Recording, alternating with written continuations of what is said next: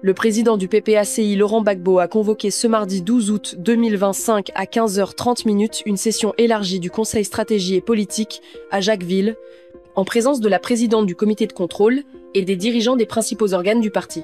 Ce mardi 12 août 2025 à 15h30, le président du PPACI, Laurent Gbagbo, a fixé une session élargie du Conseil stratégie et politique à Jacquesville.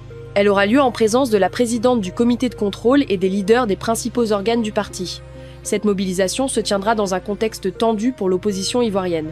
En effet, plusieurs cadres du PPACI sont victimes d'arrestations suite aux violences qui ont lieu le 1er août à Yopougon.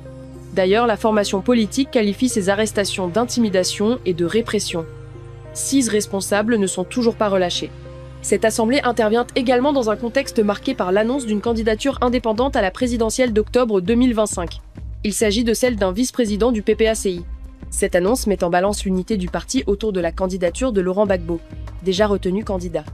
Le parti politique PPACI a rencontré des difficultés récemment. Leurs mauvais résultats aux dernières élections locales ont entraîné un remaniement de l'organisation interne du parti. De plus, en avril, le PPACI et le PDCI-RDA ont été suspendus de la commission électorale. Pour faire face à ces problèmes, le PPACI a tenu une réunion à Jacquesville. L'objectif est de trouver des solutions aux tensions actuelles et préparer leur stratégie pour la prochaine campagne présidentielle.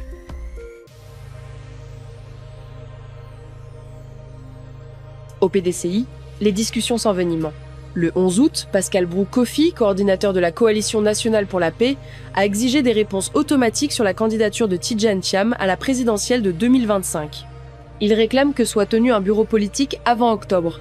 Or, la date limite pour le dépôt des candidatures approche. Les tensions tournent autour de l'absence du président candidat sur la liste électorale. À cela vient s'ajouter l'emprisonnement de cadres et de jeunes militants, un frein pour le rassemblement sur le terrain. Pour Brou-Kofi, le silence des leaders du parti inquiète les militants et les Ivoiriens. Pour cela, il est important d'organiser une réunion de tous les responsables du parti. Cela permettrait de prendre des décisions qui vont calmer la tempête interne. L'implication du PDCI au front commun avec le PPACI de Laurent Gbagbo est également en débat. Brou-Kofi est favorable à la collaboration, mais il estime toutefois qu'une condition importante doit être posée. Avant d'aller faire un front commun avec le PPACI, on devrait faire un bureau politique. Afin de calmer les tensions, il présente ses excuses au président et au gouvernement tout en espérant que soient libérés les détenus.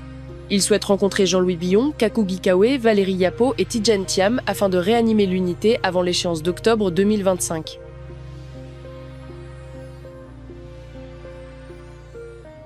Lida Kouassi Moïse, ex-ministre de la Défense et cadre du Parti des peuples africains Côte d'Ivoire, nie formellement avoir rédigé une lettre d'excuse. Cette nouvelle est contraire aux rumeurs qui circulent depuis son arrestation. Contacté par Pichar Nta, le secrétaire général du PPACI, Gervais Tcheidé qualifie cette information de fake news et parle d'un montage grossier. Cette lettre est une pure fabrication mensongère qui n'engage en rien notre camarade, insiste-t-il. Depuis sa garde sous contrôle judiciaire le 8 août 2025, Lida Kouassi Moïse est suspectée d'implication dans les violences qui sont survenues dans la nuit du 1er au 2 août à Yopougon, quartier du nord d'Abidjan. Ces troubles avaient notamment conduit à l'incendie d'un bus de la compagnie Sorta et à des dégâts sur un véhicule de la police. De nombreux documents ont fait le tour des réseaux sociaux laissant croire que l'ex-ministre aurait présenté des excuses au président de la République. Cependant, le PPACI dément fermement ces accusations. Gervais Tcheidé invite les médias et le public à la prudence. Vérifiez toujours l'authenticité des documents avant toute diffusion. Nous n'hésiterons pas à engager des poursuites judiciaires contre les responsables de ces fausses informations.